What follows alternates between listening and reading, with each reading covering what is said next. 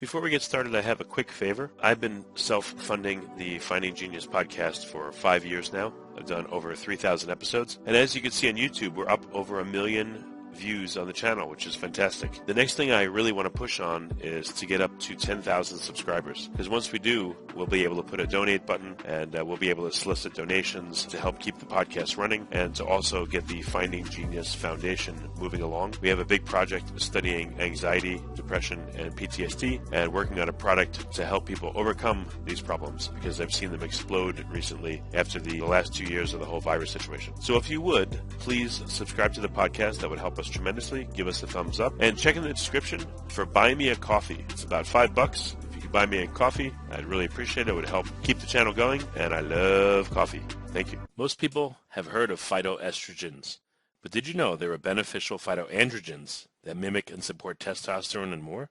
The top source of these is pine pollen. If you're looking for 100% natural hormonal support for men and women, you've got to try this. Right now, Lost Empire Herbs' best-selling pine pollen is available for 1 penny plus shipping and handling. Go to geniuspollen.com to find out more and grab yourself a bag today. No hidden charges, no trial offer, no shenanigans.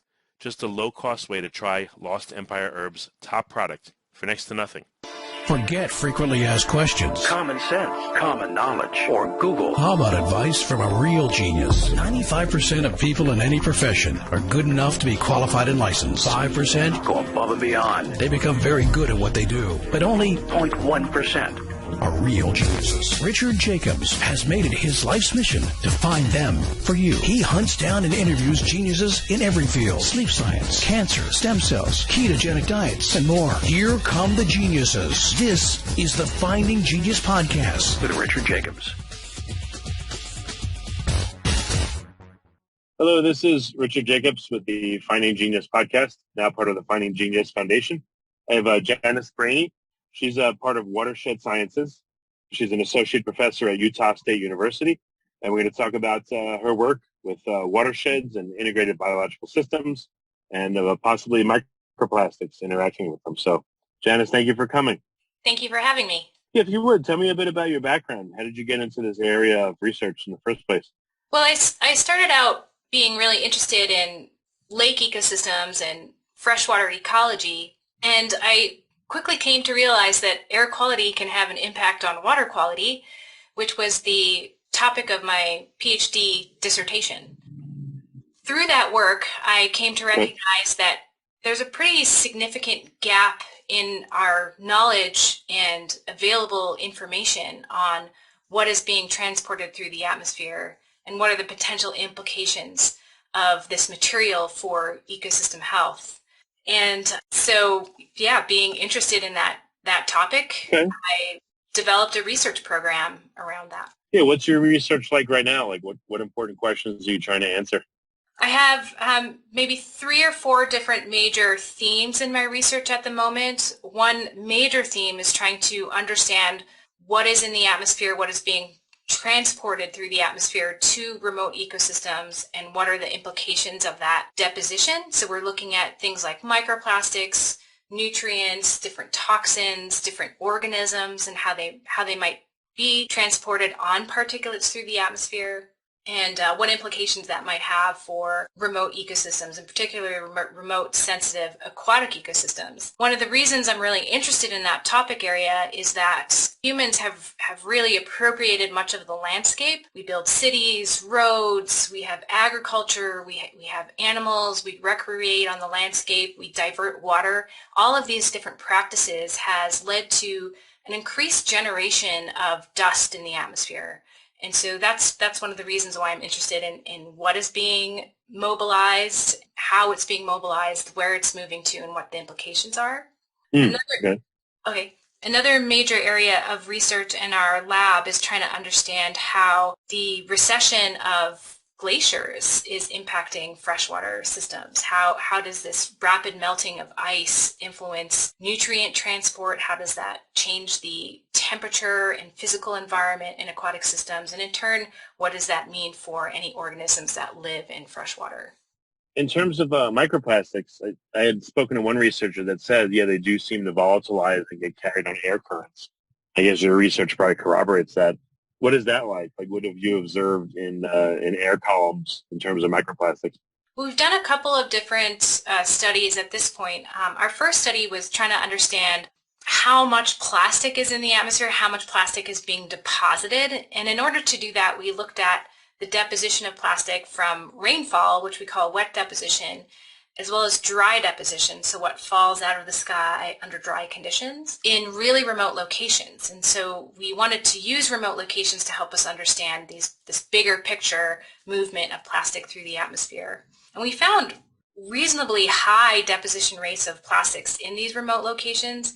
Our initial study went from 2017 to 2019, and we found plastic deposition rates that were anywhere from 40 to 450 pieces of plastic per meter square per day. So that was shocking to me when I first quantified that. In subsequent years, we've seen more elevated plastic deposition rates. So it seems that every year that we've been looking at it, plastic deposition rates have increased in these remote locations.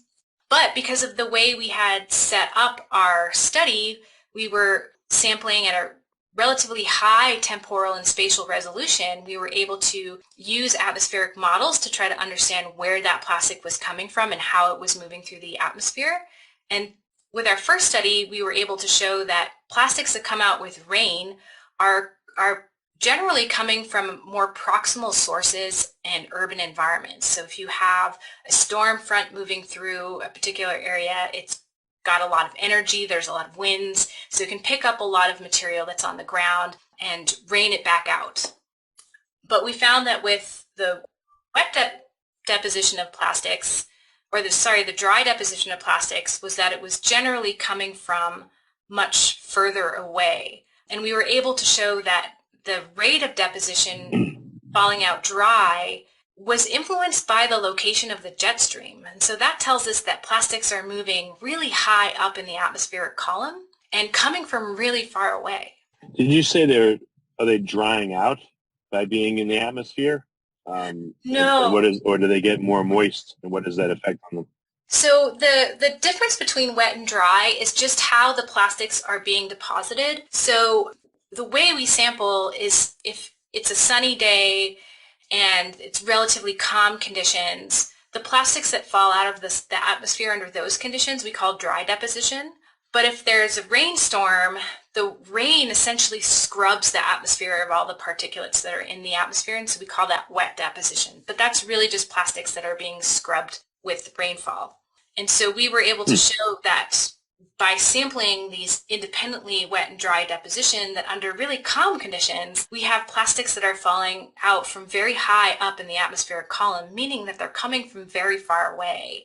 And the other evidence we had at this point for microplastics being transported potentially thousands of kilometers and from distal locations is that the size ranges of the plastics that were falling under dry conditions were much, much smaller. So smaller particles can be transported further than larger particles. And we also saw this relationship to elevation. So the higher up in elevation we got, the more plastic deposition we saw dry. And so that again points to this idea that plastics are moving high up in the atmospheric column. Right. Well, what's happening to them as they move through the atmosphere? Are they agglomerating? Do they become parts of clouds? Do they pick up charges? Do they serve as like nucleation sites for other materials? Yeah, those are great questions that we don't really know the answer to. You know, the properties of plastic change while they're in the environment. So a lot of the studies that have been conducted to date use raw plastics, which are in many ways inert. But as plastics remain on the surface of the earth and are exposed to light, they can break down, become more brittle. They can form what we call a functional group, so which might change their physical behavior in the environment. So they might become more soluble in water. They might be able to adsorb different types of compounds. Microbiota might colonize the surface of the plastic. So the longer the plastic is in the environment, the more its physical properties change. I think in terms of... Most supplements are taken on faith and can take weeks or months to have an effect. Even supplements backed by scientific studies may or may not deliver those same benefits to you. But what if you could feel the results of what you took within just a few days? Lost Empire Herbs offers the highest quality, wild-harvested, non-irradiated pine pollen, and that can dramatically impact your hormones fast. Right now, you can grab it for 1 cent plus shipping and handling at geniuspollen.com. You just have the inert plastic? I mean, a lot of plastics, they have colorants, they have plasticizers, they have thousands and thousands of chemicals in them. So you might have like islands or reservoirs of this inside the plastic structure, and as it breaks down, it may expose those islands, and maybe those are what's causing the interactions and not the plastic backbone. Yeah, definitely. It could be a lot of the different types of polymers as well as the different additives that are in the polymers. But in terms of what it might be doing physically in the atmosphere, the concentrations are probably still too low for it to have a physical effect on atmospheric processes, as far as I know. But I'm not an atmospheric scientist. This is what has been related to me from other atmospheric scientists. Well, what other questions are you looking at in terms of what happens to them in the air columns? We did a follow-up study where we were trying to understand how plastics were getting emitted into the atmosphere to begin with. So we have a lot of information to have how plastics end up in the environment. So we know that through wastewater streams, for example, through mismanaged waste, a lot of plastic pollution ends up in the environment. But how are they moving from the surface of the earth or the surface of the ocean up into the atmosphere? And so we did a study where we hypothesized these different physical mechanisms for moving microplastics up into the atmosphere and high enough into the atmosphere where they can be transported long distances. Where my colleague Natalie Mahowald, who's an atmospheric modeler, modeled the atmosphere during the time period in which we were sampling so that we could back out what the most likely sources were to the atmosphere. And the hypotheses that we had were that a lot of plastics can be emitted to the atmosphere through wave action and bubble burst phenomena in the marine environment. We also hypothesized that cars moving on highways can generate enough energy to move any material that's on the road surface into the atmosphere. So that is not just tire wear, but also any plastic commodity that might be broken down and on the road surface into the atmosphere.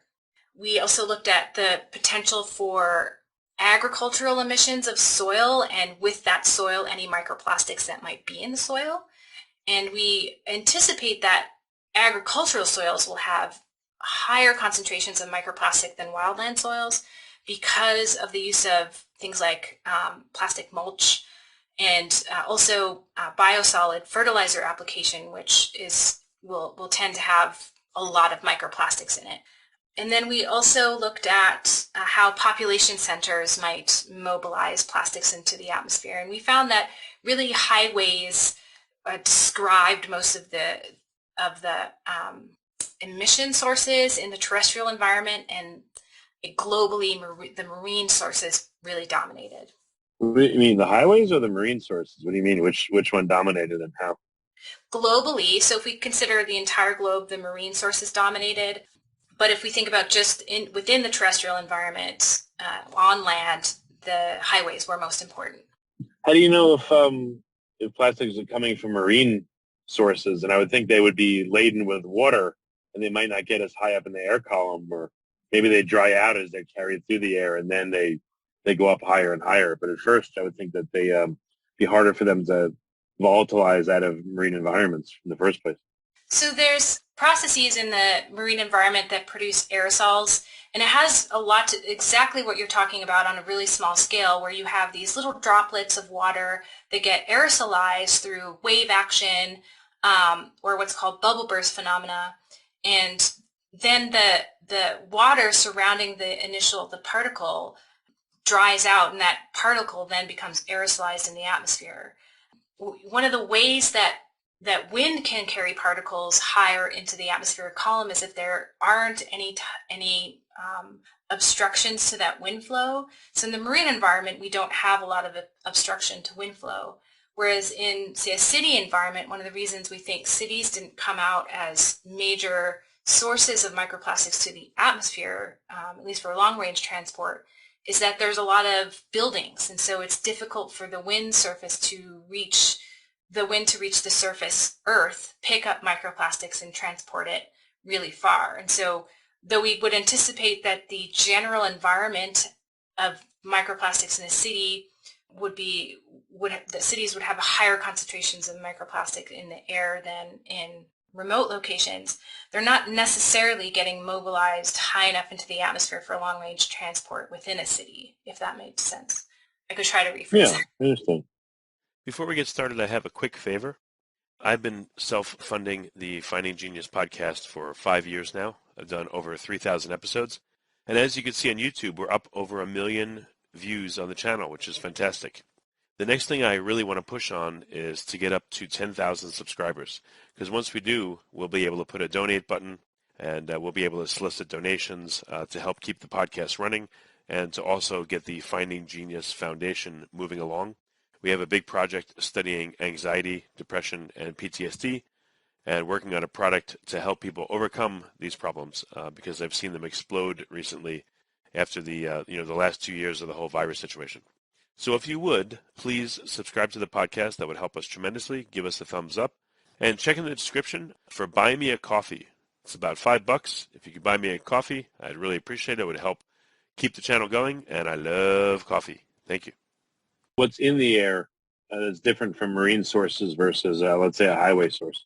Yeah, so there hasn't been a lot of work looking at what's on a highway surface, but there was one study in Tehran that looked at road dust, and there's great images in this publication of all different types of plastic commodities, microbeads, films, little brightly colored pieces of particles from a variety of different commodities. So not just tire wear, although certainly tire wear would be part of the plastics that are on the road surface. And in comparison to the marine environment, what kind of plastics predominate there?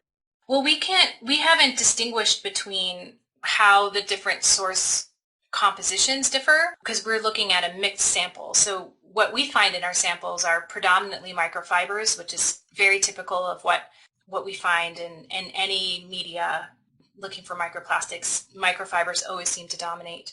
And of mostly related to clothing, so nylon, polyester, polypropylene fibers. And a much smaller proportion are particles that are much harder to trace back to a specific commodity source because the particles we're looking at are very tiny. So they're, 100 microns down to 4 microns. So for reference, a red blood cell is about 8 microns. And so these are really, really tiny particles that you can only see under a microscope. So it's hard to say what that original commodity or product was before it was broken down into these tiny, tiny pieces. But we did find... How can you... Oh, go ahead, sorry. That's okay. We did find that about 10% of the plastics were brightly colored microbeads, which in general were a lot smaller than the aperture size of the instrument they were using to identify the polymer type.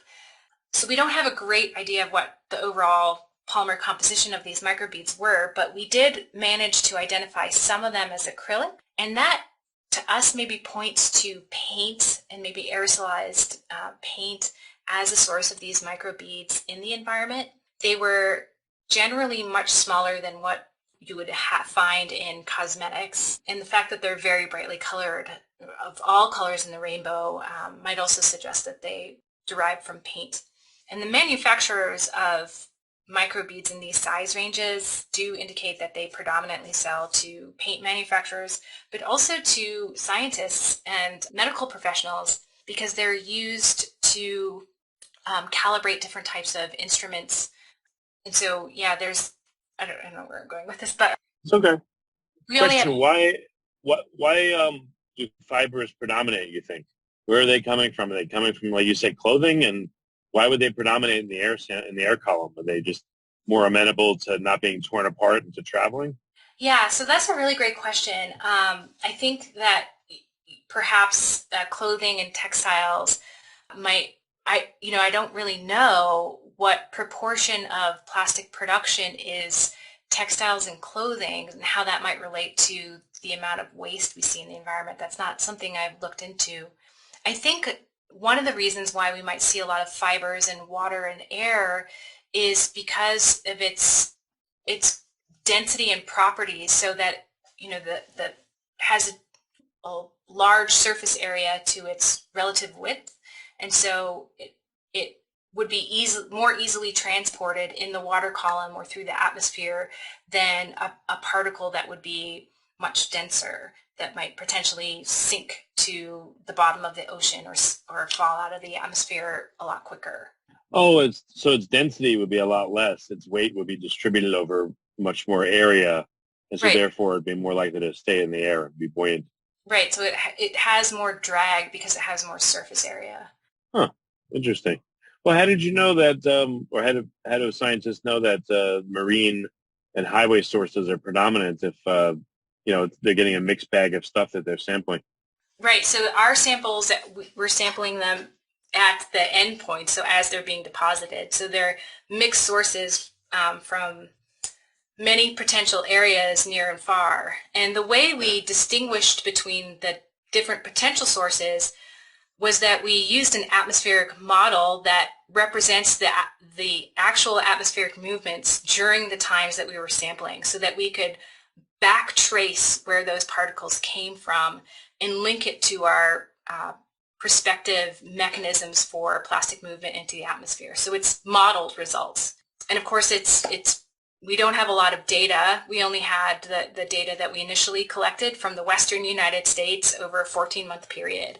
And so we really need many, many, many more studies and a lot more data to really nail down how plastics are getting into the atmosphere and how much plastics are in the atmosphere and where they're being deposited. But this was just the first study to do this. So this was our first attempt at tackling this question. And yeah, it's model data.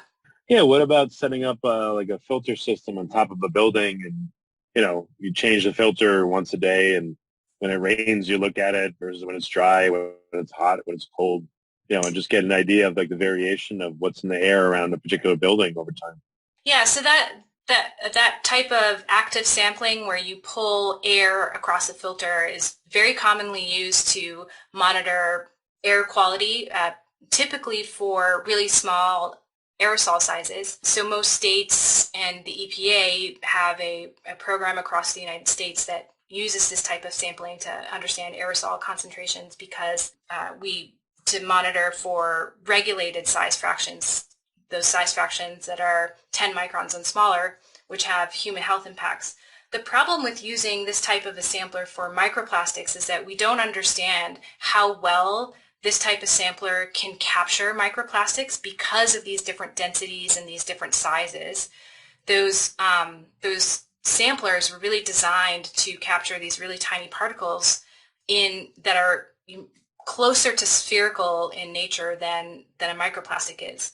And in general, those types of samplers do rather poorly with larger sized particles, specifically the particle sizes that microplastics come in. And so nobody's really tried to evaluate the efficacy of those types of samplers for microplastics. So that's one of the drawbacks with using those types of systems, but they certainly have been used in urban environments to try to quantify the amount of microplastics that are present.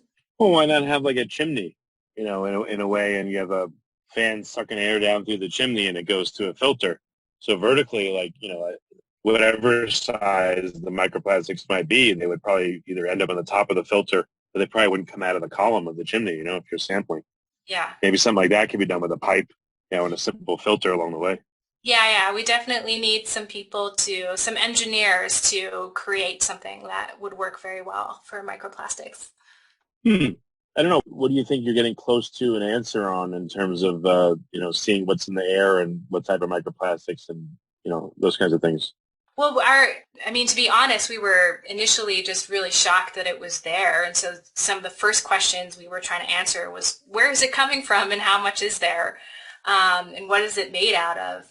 After that, we wanted to address the question, where is it coming from? How is it getting into the atmosphere? And now what we're trying to do is understand what are the impacts. So what are the implications of having microplastics being deposited from the atmosphere for ecosystems primarily. That's what I focus on. But we haven't published anything yet, so I'm not sure if I should talk about it. I understand. What else have you found in the air that was surprising to you? You talked about many other kinds of particular constituents. So what else have you found that you could talk about? Yeah, so we have slowly been building a particulate deposition monitoring network across the United States. We started in the West, and we've slowly migrating east by adding new sites each year. And we've definitely been able to nail down these seasonal and spatial patterns of not only the mass of deposition, but the compositional changes through time and space. And that's going to help us identify where this material is coming from. We're trying to develop different kinds of fingerprints of different sources of material to the atmosphere using chemistry, using biology, microbes specifically, which I'm doing with some colleagues at BYU. And ultimately what we'd like to do is if we can identify what regions are producing dust, we can identify what land use practices might be contributing to dust production, and eventually help create better land use practices to prevent that dust from being emitted. Okay. So it's still, all this is in its infancy. There's still tons of things to figure out. Yeah, and I think, much of the work that I've focused on to date has been trying to understand how nutrient deposition from this dust might modify aquatic ecosystems. So we have a number of papers published on this topic where we can quantify and trace the amount of phosphorus that's coming from dust. And phosphorus is a really important nutrient. It's often the most limiting nutrient to production in freshwater ecosystems.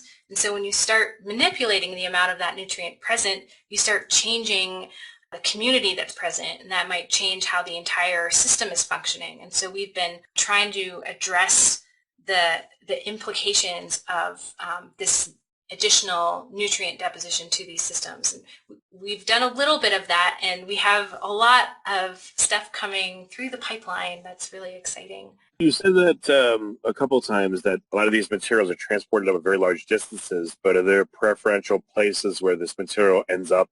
Does it end up, what are the biggest sinks for this material? That's a really great question. And one of the reasons why I work in mountain ranges is because they're natural barriers to the atmospheric transport of particulates. Particularly here in the United States, where we have a lot of our dry areas, a lot of our dust-producing areas are to the west of the Rocky Mountains. And so we have this natural laboratory where we have dust-producing regions and dust sink areas, these mountain systems. And so that's one area where a lot of our local to regional dust ends up. Globally, I'm not sure what the major dust sinks are. That's a really great question, and I haven't really thought of it in that context. Yeah, because I would think that, just as preferential sources, there's preferential sinks where things get pulled out maybe by, how there's a rain shadow with mountains. Maybe there's a deposition shadow based on, various geographies where things preferentially will go and hang out.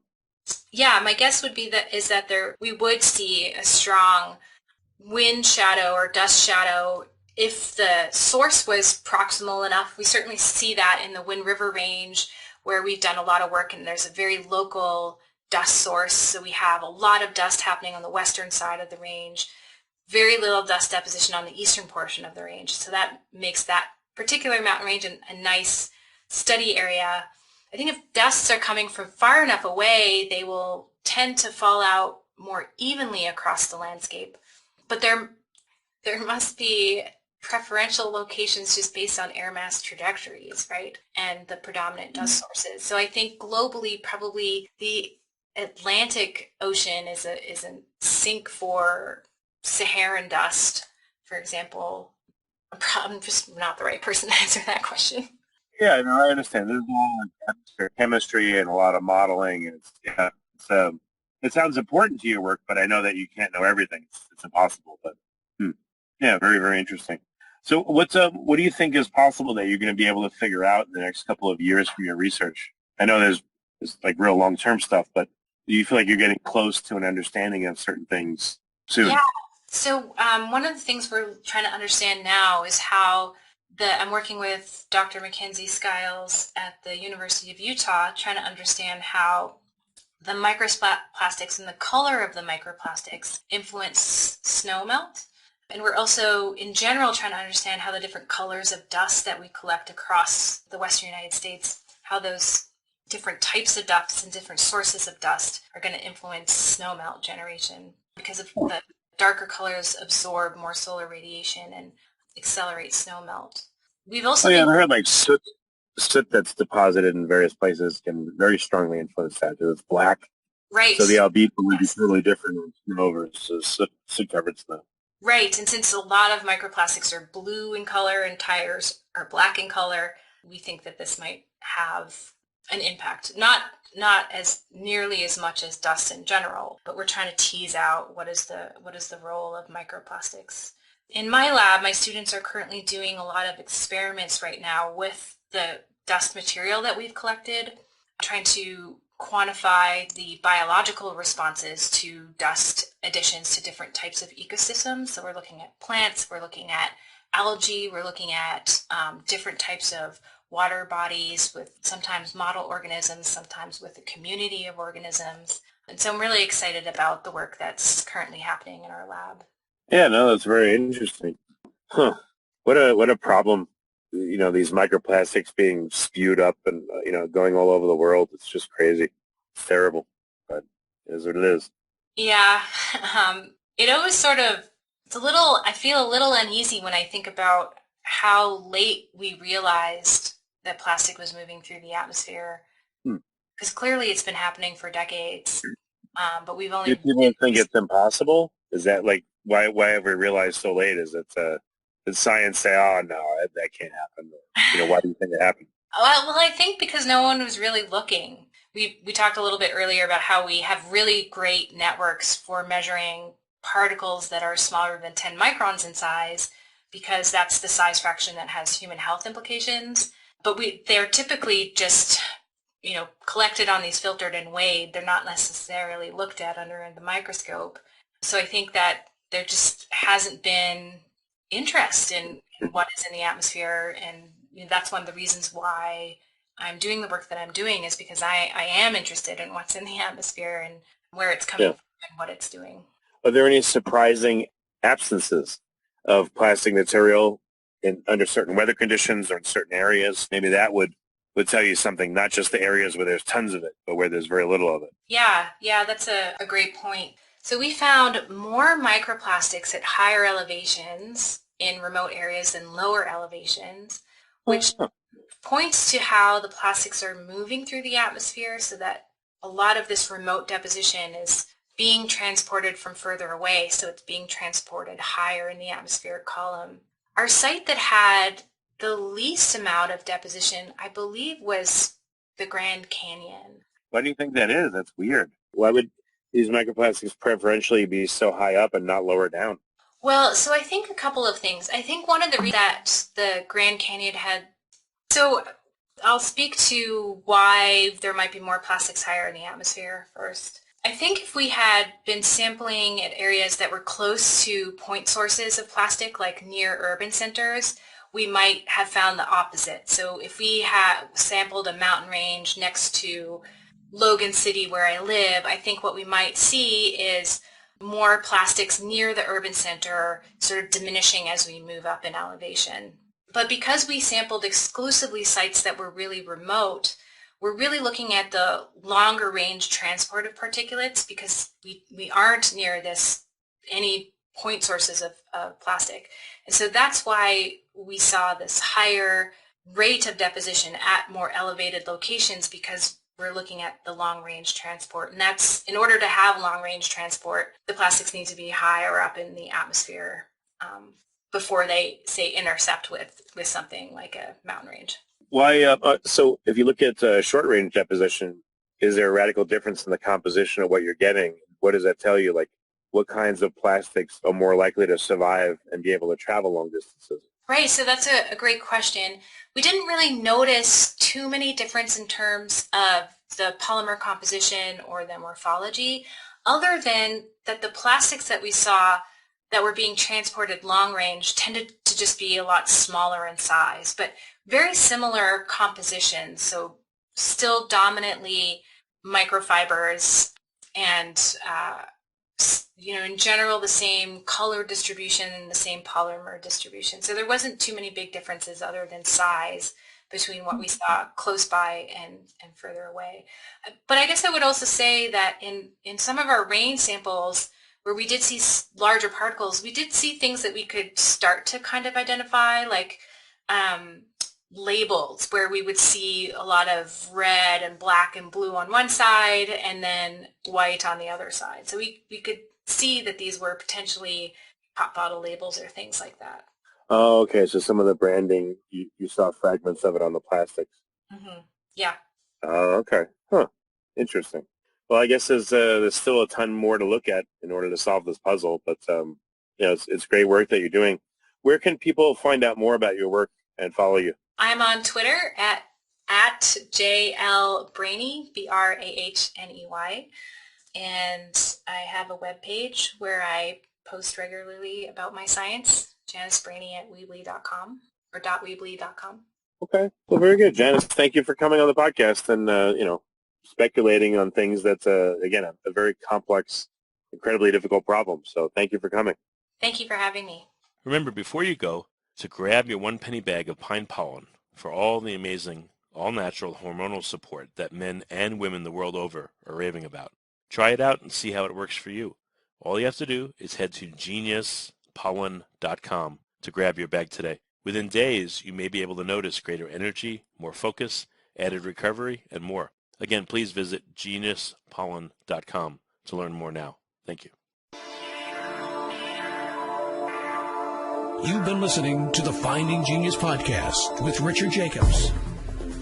If you like what you hear, be sure to review and subscribe to the Finding Genius podcast on iTunes or wherever you listen to podcasts. And want to be smarter than everybody else? Become a premium member at findinggeniuspodcast.com. This podcast is for information only. No advice of any kind is being given. Any action you take or don't take as a result of listening is your sole responsibility. Consult professionals when advice is needed.